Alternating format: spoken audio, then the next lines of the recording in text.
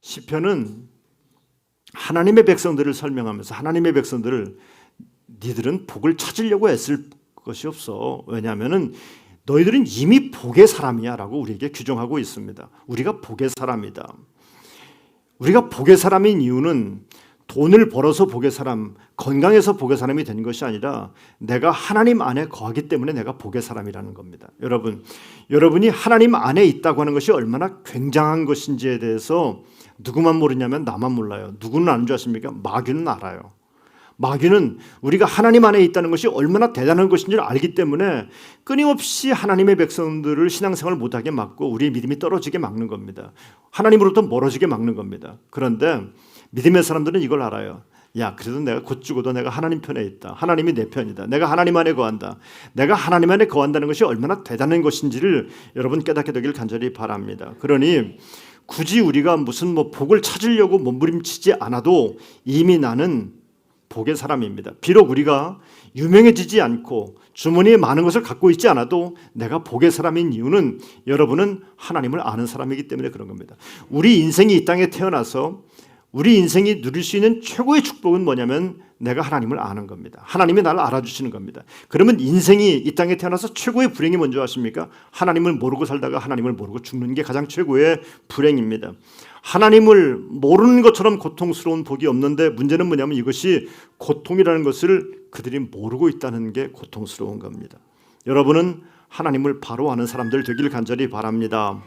교회에 다니지만 하나님을 바로 알지 못하는 사람들도 상당히 많이 있습니다. 사도 바울은 신앙생활을 우리가 표현할 때 신앙생활을 하기는 했던 사람입니다. 그런데 율법 아래 있을 때 하나님을 바로 알지를 못했어요. 그리스도 예수를 몰랐어요. 그러다가 다메섹을 가는 길에서 부활하신 주님을 영광 중에 바라봅니다. 그리고는 하나님을 바로 알게 되었어요. 그리고는 그가 뭐라고 고백합니까? 내가 알고 있는 모든 것들, 그동안 내가 쌓아왔던 모든 캐리어들, 이것들 다 배설물처럼 스키발라, 똥오줌처럼 여겨버리고 만다라고 고백하지 않습니까? 여러분, 하나님을 바로 알게 되길 바랍니다. 어느 날 예수님께 어떤 유명한 사람이 찾아왔습니다. 찾아와 가지고서 내가 어떻게 사람이 거듭난다는 게 뭡니까? 이런 질문을 막 하는 겁니다. 예수님이 그에게 대답해 주지요. 사람이 거듭나지 않으면 하나님의 나라를 볼 수가 없다라고 냉정하게 요한복음 3장 3절에서 네가 거듭나야지만이 하나님 나라를 볼 수 있다라고 그렇게 경고해 주셨습니다. 여러분, 교회 나와서 예수 믿으면서 그저 교회 뜰만 왔다 갔다 하지 마시고 이곳에서 말씀을 들으면서 은혜를 받으면서 여러분의 인생이 하나님 말씀으로 거듭나는 역사가 있게 되길 주님의 이름으로 축복합니다. 문제는 우리가 복의 사람인 것은 분명한 건데 복의 사람이 복의 길을 걸어갈 때 함정들이 곳곳에 놓여 있다는 겁니다. 그 첫 번째 함정이 뭐냐? 악인들의 꾀라고 하는 함정을 만날 때가 있어요. 꾀라고 하는 것은 모략이라든지 지혜라든지 하는 좋은 이야기입니다. 결국 나쁜 얘기가 결코 아닙니다. 문제는 뭐냐면 여기 악인들의 꾀라는 게 뭡니까? 복 있는 사람이 걸어가다가 만나는 함정이라는 거예요. 그러니까 함정이 뭐예요? 긴가민가 하는 게 함정이에요. 아닌 게 분명하면은요 절대로 거기 안 빠져요. 그런데 그게 맞는 것 같기도 하거든요. 그러니까 함정에 빠지는 것 아니겠습니까? 이런 겁니다. 여러분, 꾀라는 것, 모략이라든지 세상의 지혜라든지 하는 것들이 결코 나쁜 것들이 아니에요. 우리 인생에 상당히 필요한 겁니다. 이렇게 표현하면 옳을까요? 학생들이 공부를 합니다. 수학 공부를 하고 영어 공부를 해서 단어를 외우고 수학 공식을 외우잖아요. 여러분, 그게 얼마나 그 아이들에게 소중한 지식인지 몰라요. 그래서 목동 사는 엄마들 막 애들 학원 보내느라고 정신 못 차리잖아요. 막 그렇게 공부하는 거 결코 나쁜 것이 아닙니다. 결코 나쁜 것이 아닌데, 그런데 말입니다. 뭐가 문제냐면은 그렇게 사는 것이 전부인 걸로 생각하는 것은 악인들의 꾀입니다. 우리 인생에 수학 공식도 필요하고 영어 단어도 필요합니다. 반드시 알아야 됩니다. 그래서 내가 인생을 좀 더 현명하고 지혜롭게 살아갈 수 있습니다. 반드시 있어야 될 것이지만 그게 전부는 아닌데 마치 요즘 부모들은 그것이 전부인 양 생각하는 겁니다. 신앙생활 하는 것들은 중요하지 않아요. 이거는 교양처럼 생각하는 거고 있어도 그만 없어도 그만한 마치 MSG 양념처럼 생각하는 겁니다. 그리고 마치 수학 공식과 영어 용식을 더 많이 아는 것이 훨씬 중요한 것, 그것이 없으면 안 될 것인 것처럼 착각한다는 겁니다. 착각하지 마세요. 여러분의 자손들이, 여러분도 마찬가지고 지금 경험하고 있는 것이 뭡니까? 인생의 위기를 만났을 때 내 인생이 다시 한번 어떻게 한번 부흥을 어떻게 일으킬 것인가, 내 심령 속에 속에, 내 마음 속에 이 우울함을 떨쳐버리고 이 위기를 떨쳐버리고 어떻게 다시 한번 회복시킬 수 있을까 했을 때 여러분이 알고 있는 토익 점수가 무슨 의미가 있습니까? 여러분이 외우고 있는 수학 공식 미분적분이 무슨 영향력이 있습니까? 아무런 영향력도 행사할 수 없어요. 내 삶의 부흥은 수학 공식으로 해결될 수 있는 것이 아닙니다. 여러분의 아들, 딸들은 인생을 살면서 아무 일도 없는 평탄한 꽃밭만 걸어갈 거라고 생각한다면 정말 큰 착각입니다. 여러분의 아들, 딸들은 어쩌면 여러분보다 더 심각한 위기를 만날 것입니다. 여러분의 인생, 옛날에 보릿고개, 옛날에 6.25 전쟁, 그런 고통, 이것보다도 비교할 수 없는 어려움들이 앞에 놓여 있습니다. 상상할 수 없는 어려움들이, 부모 세대로서는 상상도 못했던 어려움들이, 여러분 기껏 해봤자 어른들이 고민이 뭐였어요? 우리 남편이 술 많이 먹는 게 고민이었어요. 술 많이 먹는 게 고민이었다고요. 도박하는 게 고민이었다고. 도박해봤자 기껏 해봤자 가서 고스톱 몇 번 치는 것밖에 더 있겠어요? 지금은 그게 아니에요. 술이 문제가 아니라 지금은 마약이 문제예요. 음란이 문제예요. 상상할 수 없는 죄가 이 땅에 얼마나 관영한지 몰라요. 그곳에 빠져가지고서 헤어나지 못하는 이들이 얼마나 많습니까? 이것 때문에 인생을 망치는 사람들이 얼마나 많습니까? 수학 공식으로 해결할 수 있을 것 같습니까? 천만의 말씀이에요. 삶의 부흥이 영적인 부흥이 일어나지 않으면 이런 중독으로부터 노인받을 수가 없어요. 해방될 수가 없어요. 이 중독을 끊어버리고, 침체를 끊어버리고, 죄를 승리하고 미래를 열어갈 수 있는 방법은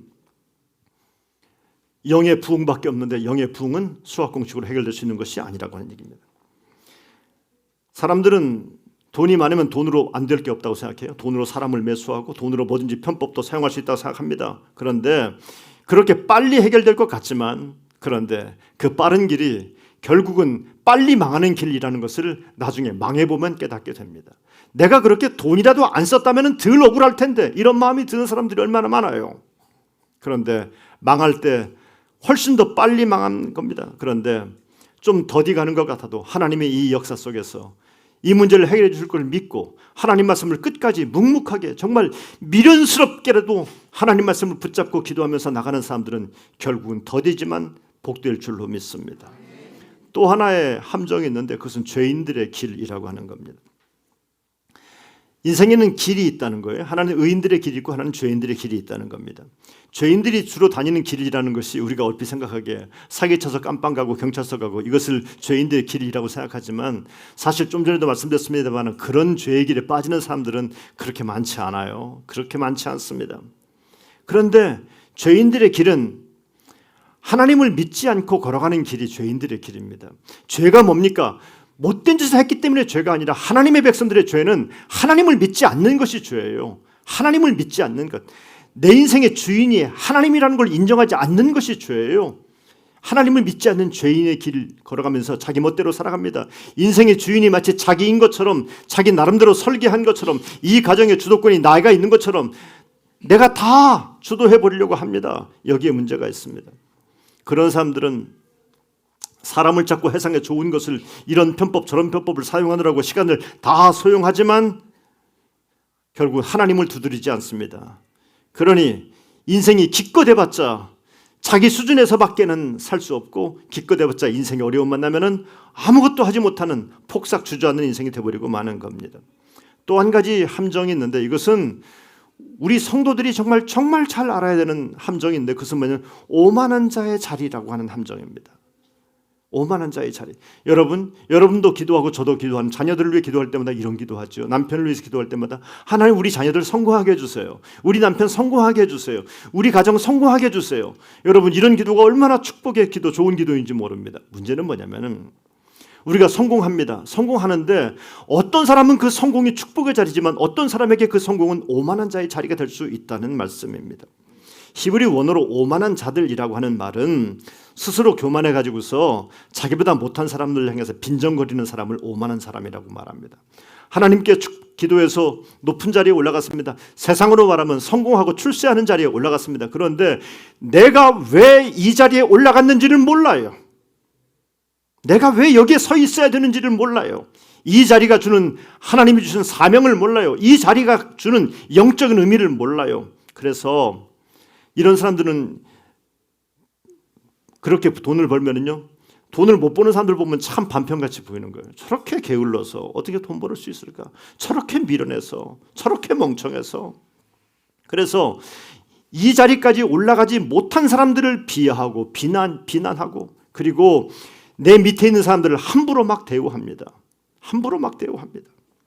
여러분, 저는 여러분과 제가 다 그렇게 성공하는 자리에 올라가기를 바랍니다. 그러나 그 자리가 누군가를 비난하고 빈정거리는 자리가 되지 않게 되기를 바랍니다. 저는 여러분들에게 설교를 얼마 전에도 했습니다. 우리 교회가 존경받는 일을 정말 많이 했으면 좋겠다. 그러나 존경받는 일을 많이 하는데 잘난 척은 안 했으면 좋겠다는 거. 잘난 척하지 말자고.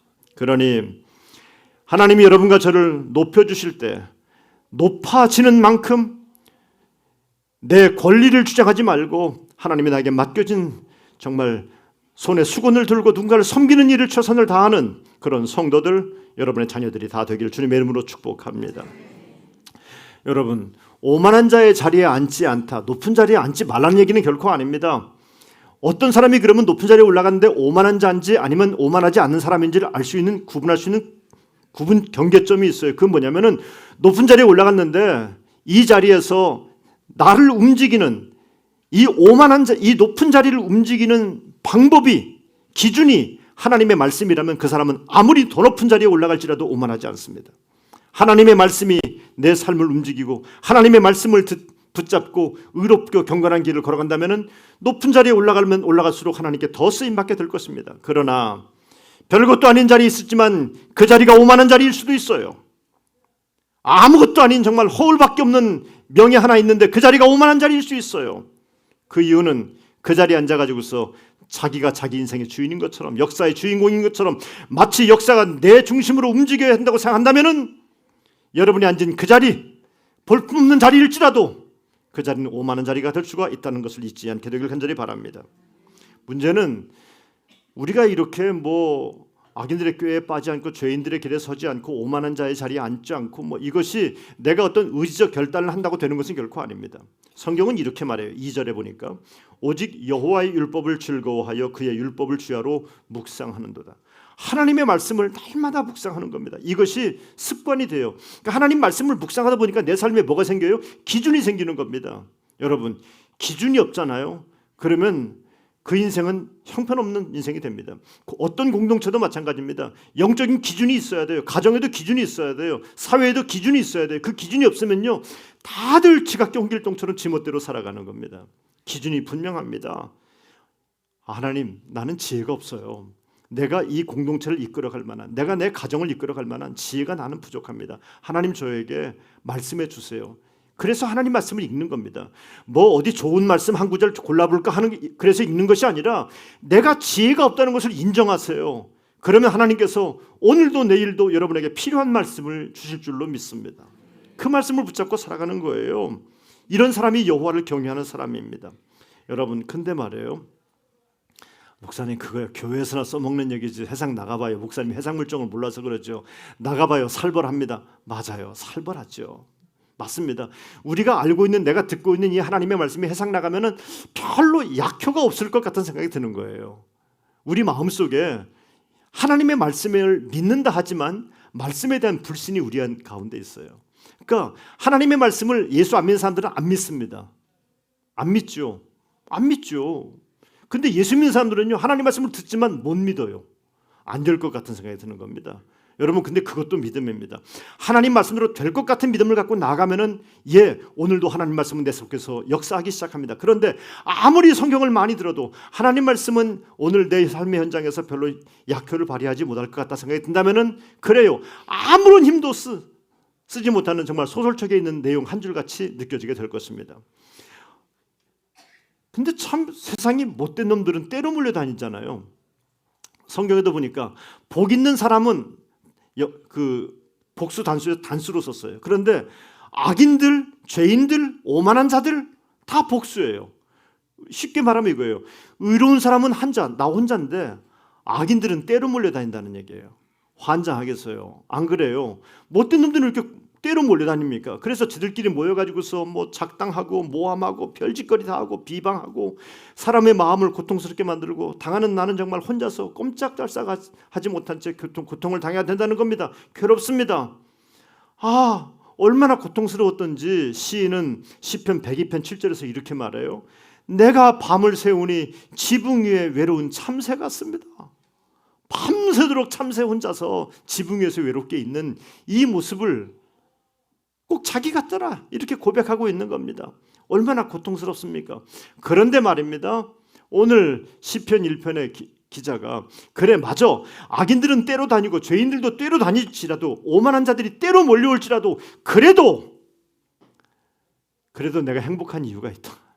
그래도 내가 복된 사람이다라고 고백하는 이유가 있어요. 그 이유가 뭡니까? 3절 4절은 이렇게 말합니다.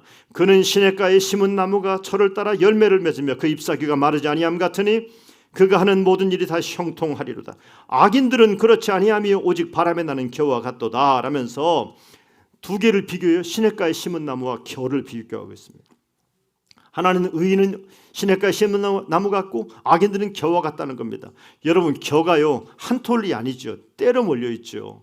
겨는 때로 몰려 있습니다. 그런데 겨가 아무리 때로 몰려 있어도 겨는 불안정합니다. 사람이 콧바람만 쐬도요 겨는 휘익 날아가 버리고 맙니다. 불안정합니다. 그러나 시냇가에 심은 나무는 바람이 좀 불어서 흔들릴지라도 뿌리가 뽑히지 않아요. 가물이 와도 걱정할 필요가 없습니다. 물이 계속 공급되는 겁니다. 그래서 의인은 안정되지만 악인은 늘 불안정합니다. 여러분 돈이 없는 사람들은요 집에 가면요 발 뻗고 코 골고 자요. 텔레비 보세요. 발 뻗고 코 골고요, 입 벌리고요, 막 별이 한 방에서 5명씩 모여 있어도요 그렇게 자요. 그런데 못된 짓 하는 놈들은요 옛날에는요 건물에다가 말이죠 병을 깨가지고 꽂아놨어. 이렇게 막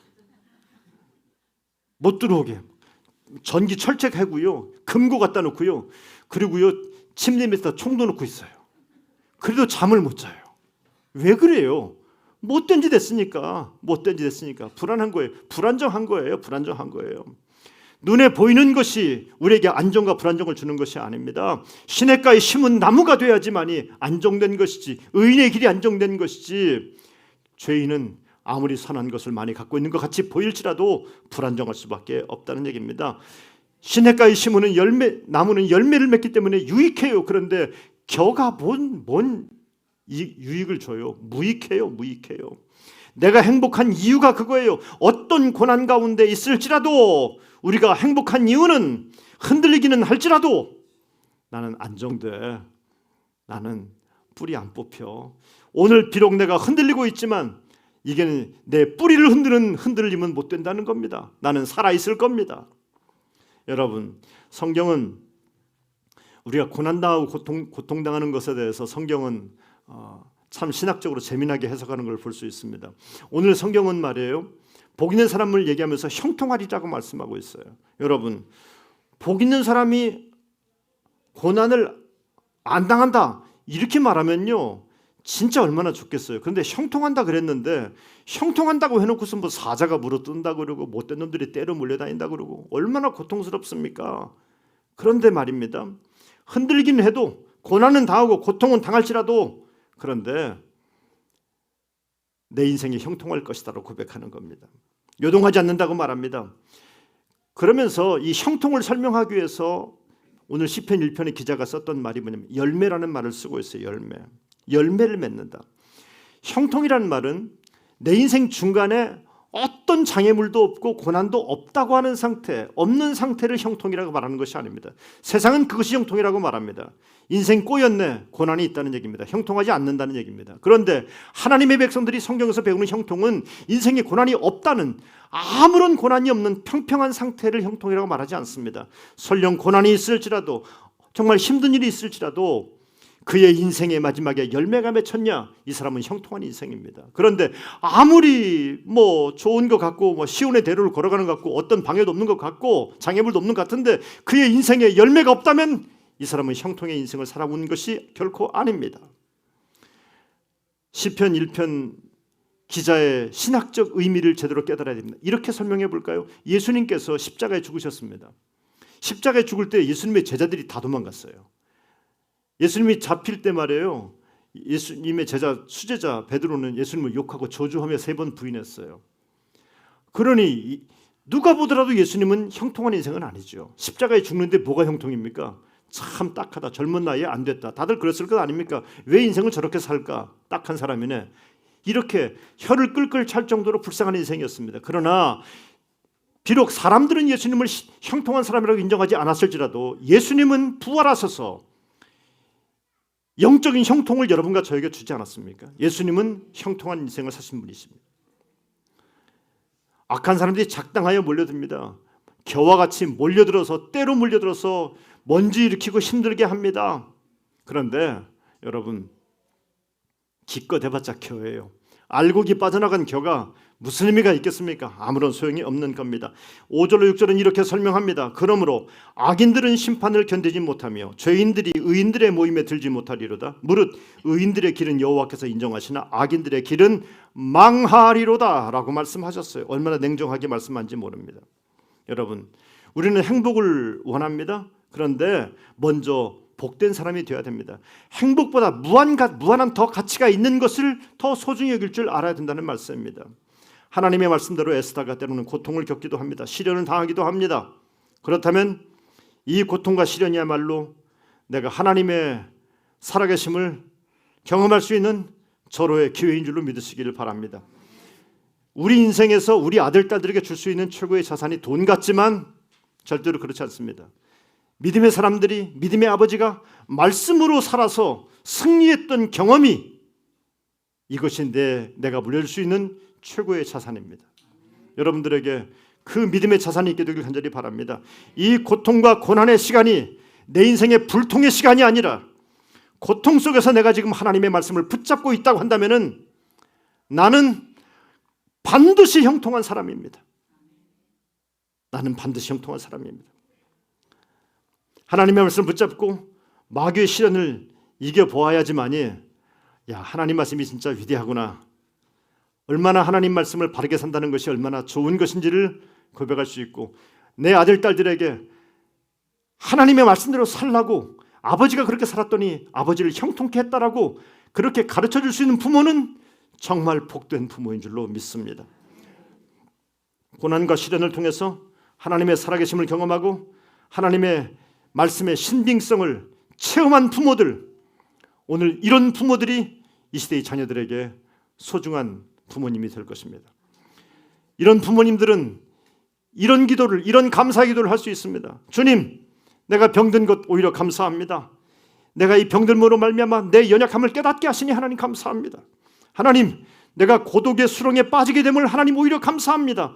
오히려 이 고독의 수렁에서 하나님과 더욱 가까이 지낼 수 있으니 하나님 감사합니다. 이런 감사 기도를 할 수 있습니다. 하나님, 내일이 형통할 때, 내일이 잘 될 때에도 하나님께 기쁘지만 내일이 이렇게 안 되게 틀어지게 하심도 하나님 오히려 감사합니다.